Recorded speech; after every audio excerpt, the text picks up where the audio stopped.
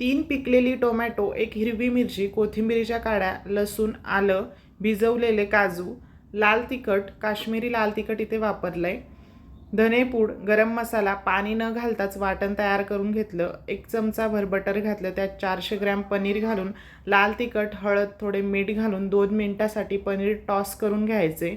आता 1 चमचा तेल व 1 चमचा बटर घालून त्यात जिरे, वेलदोडे, दालचिनी, 1 तेजपान, 4 अगदी बारीक चिरलेले कांदे, 1 हिरवी मिरची, आलं लसूण पेस्ट, छान रंग बदलेपर्यंत कांदा परतवून घ्यायचा। आता लाल तिखट, हळद घालून मिनिटभर मसाले परतवून घेतले। तयार करून घेतलेले वाटण अगदी मंद आचेवर छान 12 ते 15 मिनिटं तेल सुटेपर्यंत परतवून घ्यायचं। यात आता गरम पाणी घालायचं। उकळी आल्यानंतर पनीर घालूयात, कसुरी मेथी, कोथिंबीर घातली। मस्तच रेस्टॉरंट स्टाईल पनीर बटर मसाला इथे तयार झालाय। खूप साऱ्या टिप्स सोबत व्हिडिओ यूट्यूब चॅनलला अपलोड केला आहे।